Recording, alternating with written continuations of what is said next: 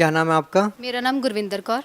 गुरविंदर कौर जी, कहाँ से आए हैं आप? मैं मंडी गोबिंदगढ़ पंजाब से आई हूँ। क्या काम करते हैं? मैं टीचिंग प्रोफेशन में हूँ। संत रामपाल जी महाराज से कब जुड़े आप? बंदी छोड़ सतगुरु रामपाल जी महाराज जी की शरण में मैं 1 जनवरी 2014 को आई थी। संत रामपाल जी महाराज से जुड़ने से पहले आप क्या भक्ति करते थे? बंदी छोड़ सतगुरु रामपाल जी महाराज जी की शरण में आने से पहले मैं अनमैरिड टाइम में सिख धर्म को बिलोंग करती थी और सिख धर्म के प्रवर्तक श्री गुरु नानक देव जी में मेरी पूरी आस्था थी। और मैरिज के बाद मेरे भगत जी शिव जी को मानते थे और मैं शिव जी की साधना करने लग गई। संत रामपाल जी महाराज की शरण में कैसे आना हुआ? बंदी छोड़ सतगुरु रामपाल जी महाराज जी की शरण में हमारे घर के पास एक भगतमती श्रीमती गुरमीत कौर जी हैं। उन्होंने हमें ज्ञान गंगा पुस्तक दी और ज्ञान गंगा पुस्तक पढ़कर मैं बंदी छोड़ सतगुरु रामपाल जी महाराज जी की शरण में आ गई। देखिए, हमने बहुत सारे श्रद्धालुओं से पूछा है कि वो संत रामपाल जी महाराज की शरण में कैसे आए। ज़्यादातर लोगों का यही कहना था कि वो पुस्तक पढ़ के संत रामपाल जी महाराज की शरण में जाते हैं। ज्ञान गंगा पुस्तक में आपको आखिर कौन सी बात ने अट्रैक्ट किया कि आपको लगा कि आपने संत रामपाल जी महाराज से नाम दीक्षा लेनी चाहिए? अगर सर आप लोग देखो ज्ञान गंगा पुस्तक में वो सारा कुछ है जो हमें चारों वेदों में, गीता जी में, कुरान में, बाइबल में, श्री गुरु ग्रंथ साहब जी में मिलता है। सबसे अट्रैक्टिव बात तो मुझे ये लगी कि मैं 7वीं 8वीं कक्षा में थी और जब किसी की मृत्यु हो जाती थी या किसी का जन्म होता था तो मेरे मन में ये उबाल उठता था कि ये लोग आते कहाँ से हैं और जाते कहाँ पे हैं। और ज्ञान गंगा पुस्तक में सबसे पहले गुरु जी ने सृष्टि रचना के बारे में बताया हुआ है कि हम कैसे यहाँ पे आए और हमें अगर भक्ति विधि सही ना मिली तो हम कहाँ जाएंगे, अगर भक्ति विधि सही मिली तो हम कहाँ जाएंगे। पहले 27 पेज के बीच में सृष्टि रचना है पूरी, वो पढ़कर मेरा मन इतना ज़्यादा उत्सुक हुआ कि मैं जल्दी से जल्दी गुरुजी के शरण में चली जाऊं। हिंदुस्तान में संतों महंतों की बाढ़ सी आई हुई है। हर रोज कोई ना कोई धर्मगुरु लॉन्च होता है। आपको संत रामपाल जी महाराज जी में व अन्य धर्मगुरुओं में क्या भिन्नता लगती है? क्योंकि हमारे गुरुजी अपने नियमों में बताते हैं कि हमने किसी से रिश्वत ना लेनी है, ना देनी है, ना झूठ बोलना है, ना बोलने देना है और ना ही नशा करना है, ना करने देना है। और जो हिंदुस्तान में बाकी सारे धर्मगुरु हैं ना तो वो वेदों द्वारा विधि से पूरा ज्ञान देते हैं, ना भक्ति विधि करवाते हैं। हमारे गुरुजी जैसे भक्ति खुद करते हैं वैसे ही हमें करवाते हैं। गुरुजी की ये मैंने पहले भी आपको बताया कि जो सृष्टि रचना वाली ही बात है वो मेरे मन को इतनी ज़्यादा अट्रैक्ट कर गई ना, तो मुझे ऐसे लगता था कि मैं कब भाग कर चली जाऊँ गुरुजी के पास। और आज तक मैंने सिख धर्म को भी मान के देख लिया, शिव जी को भी मान के देख लिया। मेरे मदर इन लॉ मेरे सिस्टर राधा स्वामी पंथ से जुड़े हुए हैं। वहाँ तो ऐसे है कि जैसे आप कह दो कि अगर कोई वीआईपी है तो वो फर्स्ट लाइन में बैठेगा। हमारे गुरुजी के यहाँ आश्रम में ऐसा कुछ नहीं है। यहाँ पे चाहे कोई बच्चा आ जाए, चाहे कोई बुजुर्ग आ जाए, चाहे कोई ऊपर वीआईपी लेवल का आ जाए, चाहे कोई नॉर्मल गरीब आदमी आ जाए, वो सारे एक ही कतार में बैठे हैं। गुरुजी के नियमों से देखकर मैंने उनकी शरण ग्रहण की। आप सिख धर्म से बिलोंग करते हैं, जैसे कि आपके सिख धर्म में गुरु ग्रंथ साहिब की बहुत मान्यता है।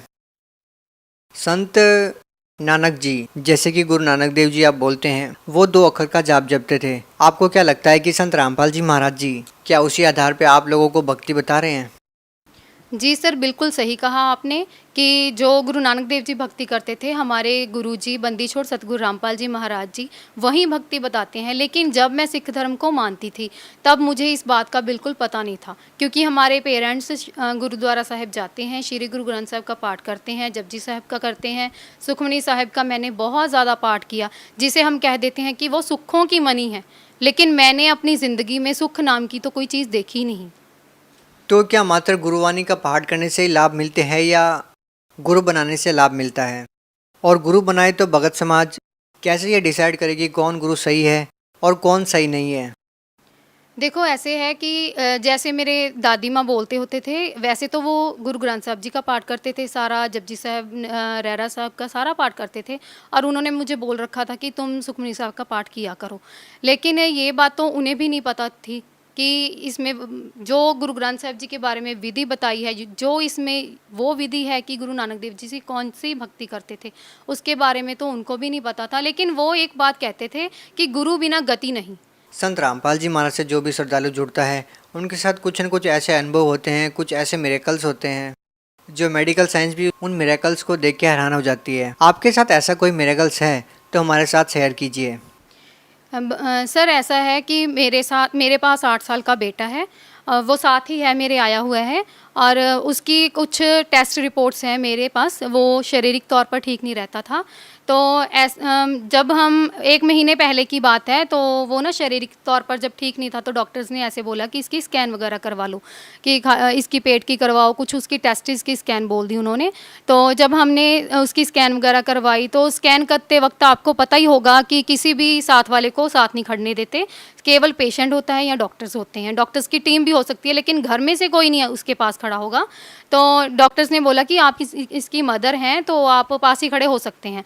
तो मैं पास खड़ी हो गई, तो उसकी पेट की जो स्कैन थी वो तो बिल्कुल नॉर्मल आई। जो टेस्टिस की स्कैन थी, तो उसकी लेफ़्ट टेस्टिस बिल्कुल मिस थी। राइट टेस्टिस की उन्होंने एक पिक्चर ली, वो क्लियर आ गई। जो लेफ़्ट टेस्टिस थी वो उन्हें ढूंढने पर भी नहीं मिल रही थी। तो मुझे भी मन में थोड़ी शंका हुई, जो ये इस साइड पर टाइम लगा रहे हैं तो इसमें कोई प्रॉब्लम है, मन डर रहा था। लेकिन जब उन्होंने स्कैन कर दी, तो डॉक्टर्स ने हमें बोला कि इसको जल्दी से जल्दी ऑपरेट करवा लो, वरना ये चीज़ है जो कैंसर बन सकती है। तो फिर हमने घर पर आए, तो ऐसे था, थोड़ा मन में शंका थी, लेकिन पूर्ण विश्वास था कि हम पूर्ण ब्रह्म कबीर जी की शरण में हैं, और हमारे बंदी छोड़ सतगुरु रामपाल जी महाराज तो पहाड़ के जैसे कष्ट को भी चींटी में बदल देते हैं। ठीक है, तो रात को मैंने अपने भगत जी से बात की, तो उन्होंने कहा कि घबराने वाली कोई बात नहीं है, हम गुरु जी की शरण में हैं, गुरु जी अपने शिष्य को उदास नहीं होने देते। तो मैंने मन ही मन प्रार्थना की, मेरे मुख से ये बात निकली कि परमात्मा, बच्चा छोटा है, इसका जो भी ऑपरेशन है हम डॉक्टर से नहीं करवा सकते, पता नहीं ये सहेगा कि नहीं सहेगा, तो जो आपने इसको ऑपरेट करना है तो खुद ही आप आके कर जाओ। तो सर, आप यकीन नहीं मानोगे कि मेरे परमात्मा रातों रात मेरे बच्चे का ऑपरेशन कर चुके थे। किसको आप परमात्मा मानते हैं और किसने किसको ऑपरेट किया? परमात्मा बंदी छोड़ सतगुरु रामपाल जी महाराज, जो हमारे बंधनों को हरने के लिए आए हुए हैं, वो पूर्ण परमात्मा हैं, और उन्होंने ही रातों रात मेरे बच्चे का ऑपरेशन कर दिया। इसका प्रूफ मैं आपको दिखाऊंगी कि जब सुबह मेरे मदर इन लॉ बच्चे को नहला रहे थे, तो उन्होंने उसे टेस्ट किया, तो उन्होंने कहा कि नहीं, बच्चा बिल्कुल ठीक है। तो मेरे मन में वही बात आ गई कि मैंने अपने पूर्ण गुरु से ये प्रार्थना की थी, तो मेरे मालिक ने उसका ऑपरेशन कर दिया। तो नेक्स्ट डे हमने मोहाली जाना था, मोहाली डॉक्टर के पास हमें 1 दिन पहले रेफ़र किया गया था। तो जब हम मोहाली डॉक्टर के पास गए, स्कैन के वक्त तो देखो मैं अकेली खड़ी थी बच्चे के पास, जब टेस्ट हो गया था, जब उसे चेक कर रहे थे, तो मेरे मदर इन लॉ, मैं और मेरा बेटा, हम तीनों डॉक्टर के पास थे, बच्चे का चेकअप हो रहा था। तो उस डॉक्टर ने कहा कि आपको किसने कहा कि इसे ऑपरेट करना पड़ेगा, ये देखो सारा रिजल्ट तो आपके सामने है, बच्चा बिल्कुल ठीक है, इसे किसी ऑपरेशन की ज़रूरत नहीं है। अगर आपको इस बारे में कोई शंका हो तो मैं अपने बच्चे की टेस्ट रिपोर्ट साथ में लाई। जी दिखाइए प्लीज़। ये देखिए, ये कहाँ की रिपोर्ट्स हैं? ये रोपड़ की। रोपड़। पहला टेस्ट लेते टाइम डॉक्टर ने आपको क्या कहा था? डॉक्टर ने क्या बोला आपको जिस टाइम पे पहला टेस्ट किया गया था? डॉक्टर ने ये कहा कि इसका ट्रीटमेंट कहाँ से चल रहा है, तो मैंने जब पूरा रेफरेंस दिया कि हम वहाँ से ट्रीट करवा रहे हैं, तो उन्होंने कहा कि आप किसी सर्जरी वाले डॉक्टर के कंसर्न में जाओ, इस बच्चे की सर्जरी होगी, क्योंकि अगर आपने जल्दी इसकी सर्जरी ना करवाई तो इसका किसी भी टाइम कैंसर बन सकता है। तो डॉक्टर ने इनको ऑपरेशन करने के लिए बोला? हाँ जी, डॉक्टर ने बोला, और उन्होंने कहा कि कल अगर आप जा सको तो मोहाली ऑपरेशन थिएटर में, जो भी जहाँ पे ऑपरेट करते हैं, इंडस हॉस्पिटल है, वहाँ पे जाओ। वहाँ पे मल्टी स्पेशलिटी सेंटर है, जहाँ पे 6 सर्जन। जब आपको डॉक्टर ने कहा कि इनका ऑपरेशन करवाना चाहिए, तो आपने संत रामपाल जी महाराज जी से प्रार्थना की, और ये आप कह रहे हैं कि जब मैं दोबारा टेस्ट करवाने के लिए गई, क्या आप टेस्ट करवाने के लिए गए थे या सर्जरी करवाने के लिए गए थे? नहीं सर, ऐसा है, डॉक्टर्स ने बोल दिया कि सर्जरी करवानी पड़ेगी, तो उन्होंने साथ ये भी कह दिया कि हमारे पास ये फैसिलिटी नहीं है, आप मोहाली के बड़े हॉस्पिटल में जाइए। और हमें उन्होंने भेजा भी वहाँ पर, जो मैं आपको पहले बता चुकी हूँ कि वो मल्टी स्पेशलिटी सेंटर था। तब वहाँ पे सिर्फ चेकअप करवाने के लिए नहीं गई थी, चेकअप वहाँ पे हुआ था। मैं घर से ये सोच के गई थी कि अगर इसका ऑपरेशन है तो आज ही ऑपरेशन करवा लेंगे। शायद वो ये बोल रहे थे कि इसको शाम को या अगले दिन ही डिस्चार्ज कर दिया जाएगा। क्या आज आपका बेटा बिल्कुल ठीक है? जी हाँ, मेरा बेटा बिल्कुल ठीक है, वो मेरे साथ में ही है। क्या नाम है आप? इशित दास, कहाँ से हैं आप? गोविंदगढ़, पंजाब से।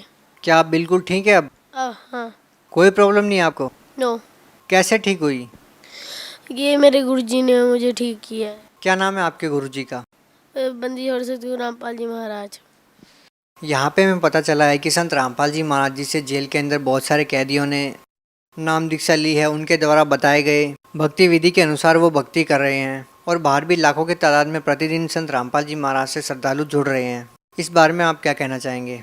क्योंकि देखो सत्य को कोई भी छुपा नहीं सकता। हमारे परमात्मा वेदों और गीता जी द्वारा भक्ति विधि बताते हैं, और उस सच्ची भक्ति को लेने के लिए ये तो देखो आजकल एजुकेटेड समाज है, पढ़ा लिखा है, किसी की ये धूम भाट के गीत तो है नहीं, क्योंकि सारे पढ़े लिखे हैं, सारे वेदों के ज्ञाता हैं। ज्ञान गंगा पुस्तक ही देख लीजिए, उसमें गुरुजी ने सारांश निकाला हुआ है, और सारे जो आम समाज पब्लिक है, बाहर जो नामदान ले रहे हैं या अंदर ले रहे हैं, वो गुरुजी से ज्ञान प्राप्त करके टीवी के माध्यम से, ज्ञान गंगा पुस्तक के माध्यम से ही पूरी विधि समझकर, नियमों को समझकर, गुरुजी के ज्ञान को से प्रभावित होकर गुरुजी से नाम दीक्षा ले रहे हैं। आप लोग हिसार में जाते हैं, लाखों की तादाद में आप लोग हिसार जाते हैं, आप लोगों की आखिर क्या मांगे हैं? हमारी मांग ये है, देखो हिसार भी हमारी संगत बहुत ज़्यादा जाती है, उसमें भाई भी होते हैं, बहनें भी होती हैं, छोटे छोटे बच्चे भी होते हैं, लेकिन हम सरकार से यही मांग कर रहे हैं कि हमारे परमात्मा पे जो भी आरोप लगे हैं, जो भी उस आश्रम पे लगे हैं, परमात्मा का जो आश्रम है उनमें तरह तरह के आरोप लगाए गए, परमात्मा पे लगाए गए, उसकी हम CBI जांच की मांग करें। 1 साल पूरा होने को आ गया, जंतर मंतर पर हमारे समर्थक कई बैठे हैं, लेकिन हमारी कोई भी सुनवाई नहीं हो रही। अंतिम प्रश्न आपसे यही करना चाहेंगे कि आप भगत समाज को क्या संदेश देना चाहते हैं? भगत समाज को मैं यही संदेश दूंगी कि मानुष जन्म दुर्लभ है, मिले ना बारंबार, तरवर से पत्ता टूट गिरे बहर न लगता डार। जैसे एक डाली से पत्ता टूट जाए तो उसका उस डाली से कोई भी संबंध नहीं रहता। अगर आपकी आत्मा इस शरीर को छोड़ गई तो आपका भी कोई अस्तित्व नहीं रहेगा, फिर पता नहीं आप कौन सी योनि में जाएंगे। हमें तो पता चल गया कि हमारे परमात्मा बताते हैं जो इस शरण में नहीं आते तो वो बाद में क्या बनते हैं। लेकिन मेरी आपसे हाथ जोड़कर विनम्र निवेदन ये है कि परम पिता परमात्मा बंदी छोड़ सतगुरु रामपाल जी महाराज जी से नाम दीक्षा लें, भक्ति विधि से मोक्ष को प्राप्त करें और अपना कल्याण करें। बहन जी, संत रामपाल जी महाराज से नाम दीक्षा लेने के बाद आपको और क्या लाभ मिले? बंदी छोड़ सतगुरु रामपाल जी महाराज जी की शरण में आने के बाद पहले मैं बताऊंगी आपको आध्यात्मिक लाभ, कि मुझे सच्ची भक्ति, सच्चे गुरु और सच्चे ठिकाने का पता चल गया कि हमने मोक्ष प्राप्त करने के बाद कहाँ जाना है।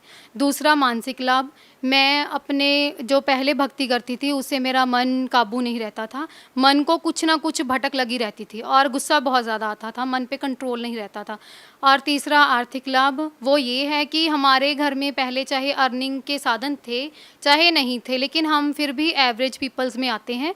और पहले तो बिल्कुल भी कोई पैसा जुड़ना तो क्या दिखाई भी नहीं देता था कि ये खर्चा हम कहाँ से करें, लेकिन गुरुजी की शरण में आने के बाद पैसा दिख तो रहा है, लेकिन ये नहीं पता चल रहा कि कौन सा, चाहे कोई बड़ा खर्चा है चाहे कोई छोटा खर्चा है, गुरुजी कब आके हमारा वो खर्चा पूरा कर जाते हैं, ये बंदी छोड़ सतगुरु परमात्मा ही जानते हैं। और चौथा लाभ, शारीरिक लाभ ये है कि मेरे पास 8 साल का बेटा है। जब से उसने इस धरती पर जन्म लिया है मैं शारीरिक तौर पर ठीक नहीं रहती, कभी ना कभी कोई ना कोई प्रॉब्लम होती ही रहती है, जैसे कभी सिर दर्द, कभी टांगों में, कभी बैक प्रॉब्लम, लेकिन मुझे डेली एक ना एक टैबलेट लेनी ही पड़ती है। पर हमारे गुरु बंदी छोड़ सतगुरु संत रामपाल जी महाराज ने जो प्रसाद दिया है, जो चरणामृत दिया है, वो अब मैं डेली थोड़ा सा बाउल में डालकर चरणामृत लेती हूँ और 2 दाने प्रसाद के लेती हूँ, डेली सुबह करती हूँ, और उससे मुझे पूरे शारीरिक तौर पर कोई भी प्रॉब्लम नहीं है। वो ही पूरी मेरी दवा है, वो ही सब कुछ है। जी बहुत बहुत धन्यवाद। सत साहिब जी।